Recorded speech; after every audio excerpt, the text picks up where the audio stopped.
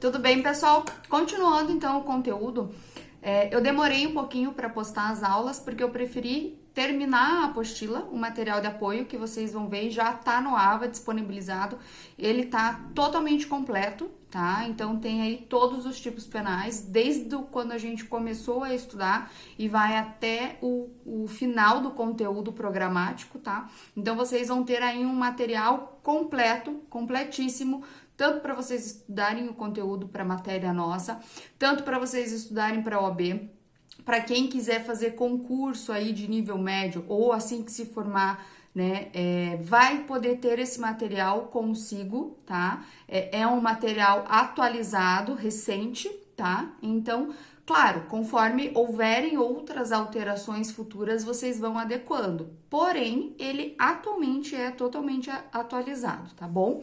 Então, vocês têm aí um material na mão que pode servir para qualquer coisa, tá? Para qualquer área que vocês quiserem aí se debruçar, tá? Ele tem todo um roteiro, né?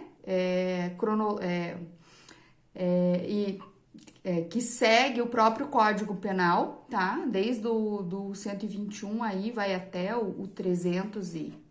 Deixa eu ver aqui, só para...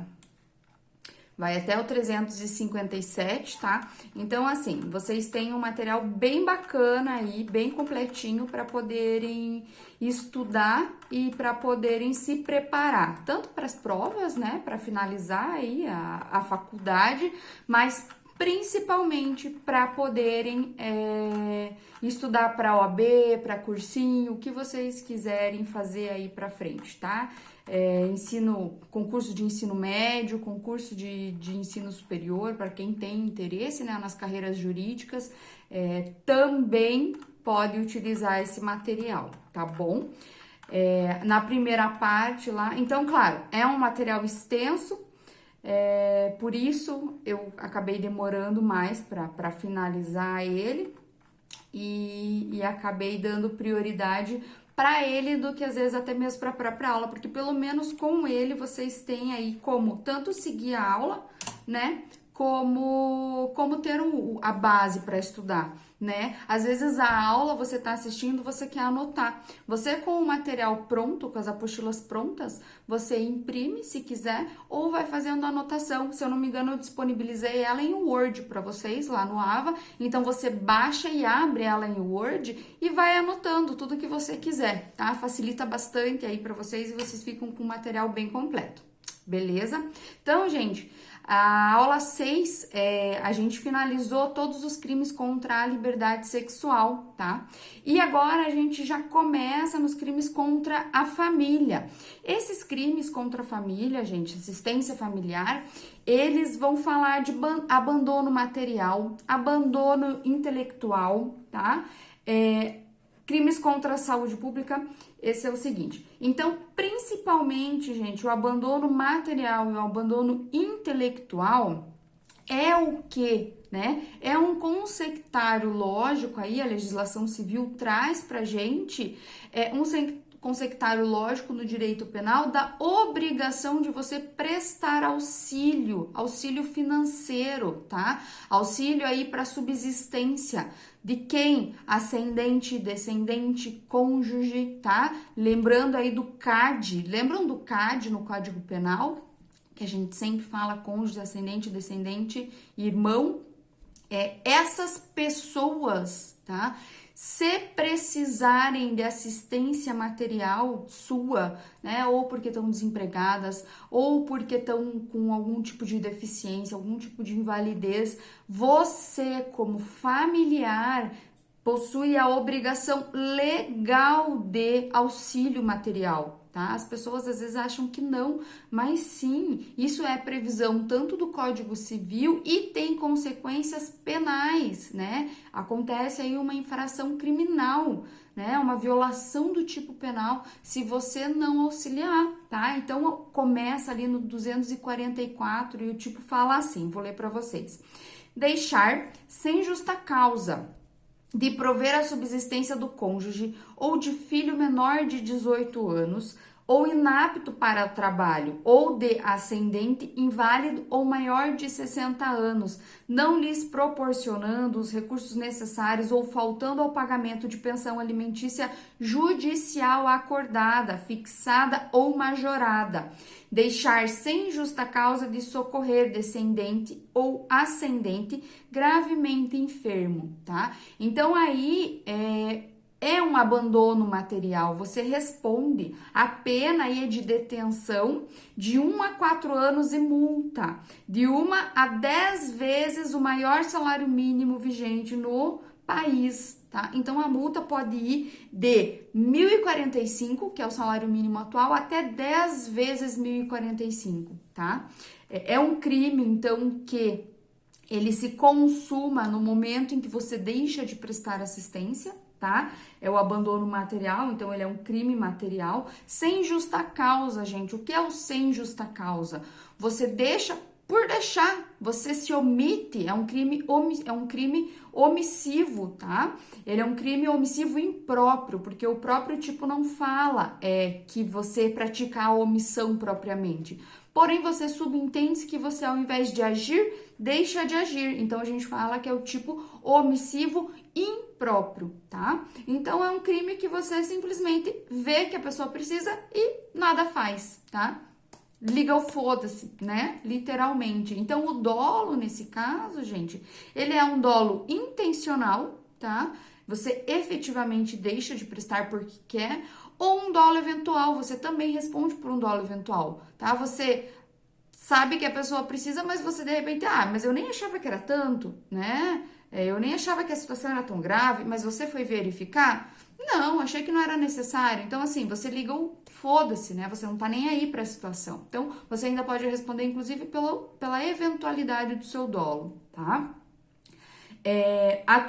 Esse tipo penal, ele tutela a assistência familiar, né? Entre cônjuge, ascendente e descendente, exigível de quem possa arcar, tá? Então, vejam, esse exigível de quem possa arcar guarda relação direta com sem justa causa lá no início da redação do tipo. Por quê? Se você não pode, né? Ou você também está desempregado, né? Um exemplo. Você não é obrigado, né? Lembrando sempre que o Código Penal ele não exige da pessoa que ela tenha atitudes heróicas, né? Então eu deixo de me sustentar, eu deixo de prover o meu sustento, a minha subsistência para dar para outra pessoa. E isso não tem como, tá bom, gente? Lembrando sempre da tábua de salvação, do exemplo, né? Ali não havia outra circunstância, não tinha como exigir outra atitude senão aquela, tá? Aqui também não foge disso, tá? Sempre é exigível de quem pode arcar, além das condições de quem deve, né? Que é o CAD. O sujeito ativo, então, é o cônjuge, o ascendente, os genitores, descendentes da vítima, tá? O crime é próprio, então por que crime próprio ou de mão própria? São aqueles crimes que só podem ser cometidos por uma determinada pessoa ou um determinado núcleo de pessoas, de sujeitos ativos. Nesse caso aqui, sujeito ativo só pode ser cônjuge, genitores, descendentes da vítima, tá? Não pode ser pessoas aleatórias, amigo muito próximo, não tem como, porque não é exigível, não é família, tá? O sujeito passivo é o cônjuge lesado, o filho, o ascendente ou o descendente gravemente enfermo. Então, aqui a gente também tem uma peculiaridade na questão do sujeito passivo, por isso também é considerado um crime próprio, tá? Então, qual é o tipo aí, o núcleo verbal? Deixar de prover. Então, deixar omissivamente, tá? Prover os meios necessários à subsistência da vítima ou faltar com o pagamento de pensão alimentícia judicialmente fixada, majorada ou ainda de socorrer ascendente ou descendente enfermo, tá? Vejam que vocês não podem confundir esse tipo penal próprio característico com a prisão civil por dívida alimentar, tá? É outra coisa, é outra circunstância totalmente diferente, tem outra natureza, tá? A prisão aqui, ela vai ser de detenção e a prisão, ela é decorrente de um ilícito penal, tá? A prisão lá na execução, no cumprimento de sentença de uma decisão de alimentos ou de um acordo de alimentos, tá? Que um dos genitores não cumpriu, é um processo que tem natureza civil, é uma dívida civil, tá? Então, é outro tipo de natureza. Não são cumuláveis, não se confundem. Para efeitos de cumprimento aqui, vai ser pena, juízo da execução penal, que vai organizar.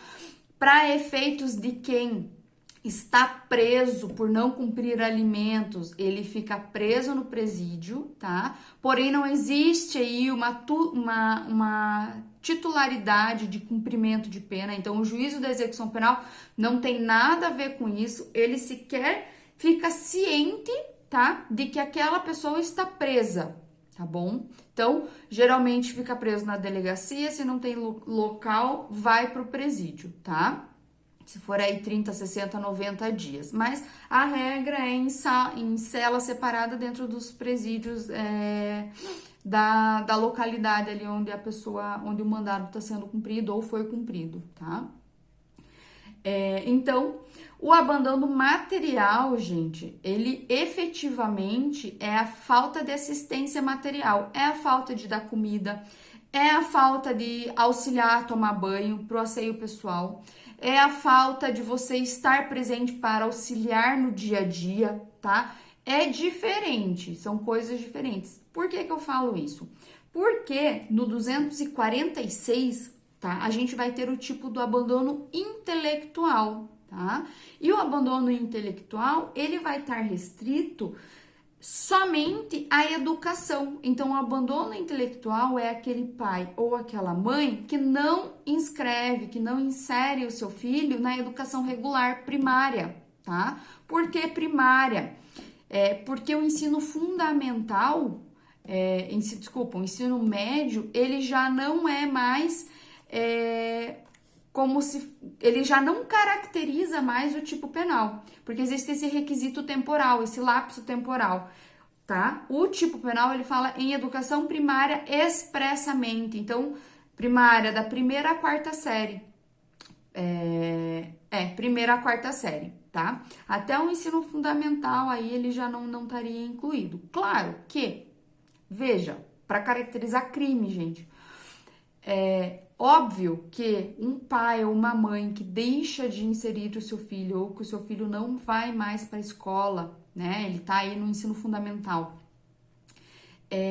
Não vai mais à escola, os pais também não estão nem aí, aquelas situações bem peculiares de extrema vulnerabilidade social que a gente sabe que a gente vive no Brasil, né? E é muito comum, mais comum do que vocês pensam, tá? Os pais geralmente são acionados pelo conselho tutelar, tá?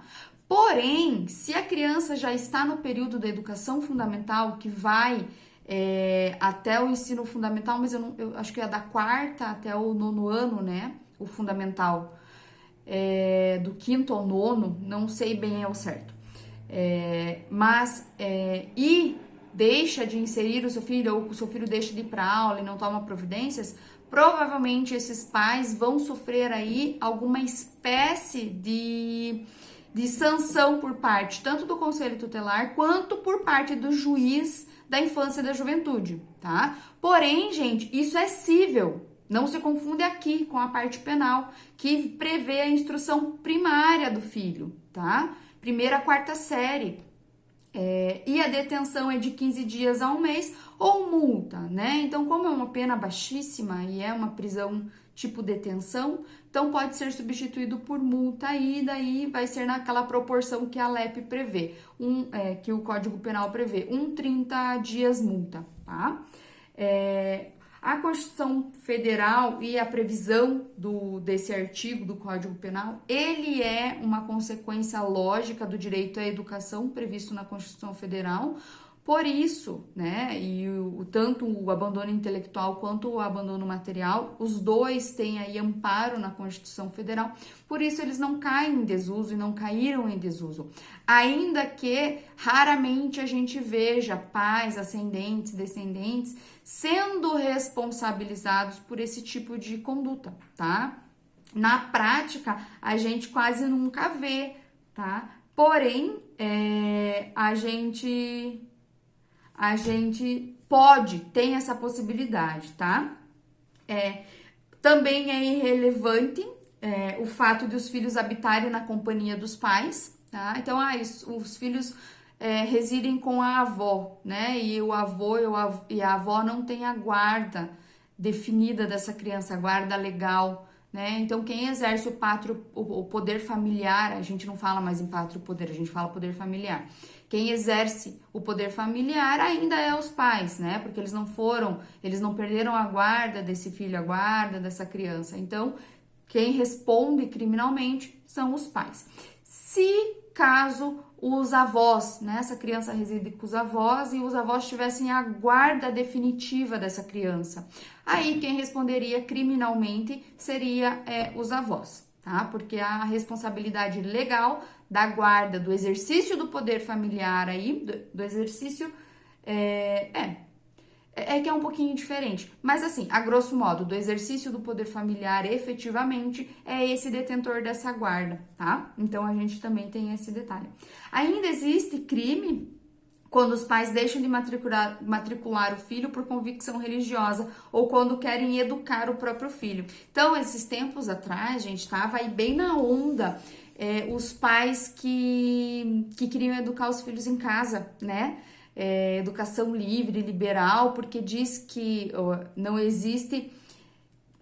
existiria a obrigação, não existiria uma obrigatoriedade dos pais inserirem os seus filhos na educação básica estadual ou particular, né? Não existiria, assim, uma previsão expressa, mas a gente sabe que não é assim, né? Porque aí a gente fala de competência, né? Competência para legislar e competência para educar, né? Então, a gente sabe que a competência para legislar e para oferecer educação é da União e delegado aos seus municípios e estados, tá? Então, a educação básica aí, ela é delegada para os estados e municípios, que por sua vez também podem conceder, né, para as instituições particulares, tá? Então, claro, reconhecidas pelo MEC, o cumprimento daquela legislação. Então, os pais, eles não têm competência legal, tá? Uma competência constitucional para educar, né? Não tem como. Então, por isso que ainda assim continua sendo crime o pai ou a mãe que não insere o seu filho na escola, tá? Alguns pais, se eu não me engano, tinham conseguido liminares da justiça por conta dessa briga legal, né? Mas no final das contas a questão foi revertida e não. Eles têm que continuar, têm que inserir o seu filho na educação regular, né? Seja escola municipal, seja estadual ou seja particular daí, né? Educação básica municipal, educação fundamental, escola estadual, né? Daí a competência fica separada. E graduação, né? Faculdade, competência federal, tá? Inclusive, as instituições de graduação se submetem ao MEC, né? Um organismo federal aí, tá bom?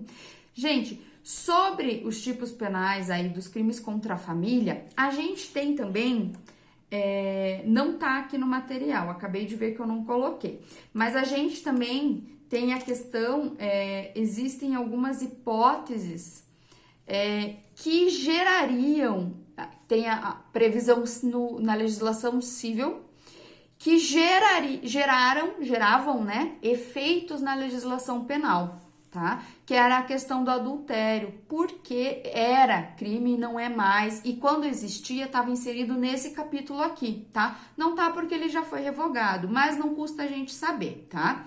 Então, muito importante vocês terem em mente que a legislação civil considera crime o adultério, considera um ilícito civil a quebra dos deveres conjugais, tá? Então, o adultério, o desrespeito, a falta aí de assistência material, tá? Também gera um ilícito civil. passível de indenização, indenização material e indenização moral, tá? Então, assim, deixou de ser crime o adultério, porém, ele não deixou de gerar efeitos na área civil. Então, vamos supor, você aí casado descobriu que foi vítima de adultério, tá?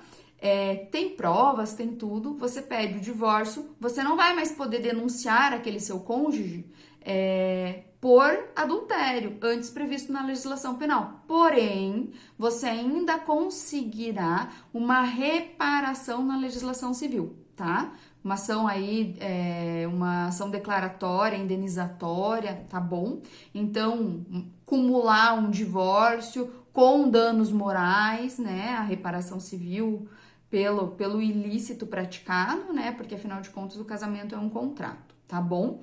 Então, existia esse tipo, não existe mais, não tá no material, né? Para vocês não confundirem e não enganarem, porque às vezes a gente agora lembra, mas futuramente fica na dúvida, putz, existe ou não existe mais? Não lembro, tá? Então a gente nem coloca para não confundir, tá bom? Então só não confundam o quê? Civil é uma coisa, penal é outra. No penal não existe mais, tá? Porém, no civil, se você quiser e se acontecer, você consegue indenização. Fechou, gente? Os próximos crimes, então, que a gente vai continuar vendo são os crimes contra a saúde pública, tá? E aí entra as questões da pandemia, tá? Muito interessante pra gente analisar, tá bom? Já voltamos.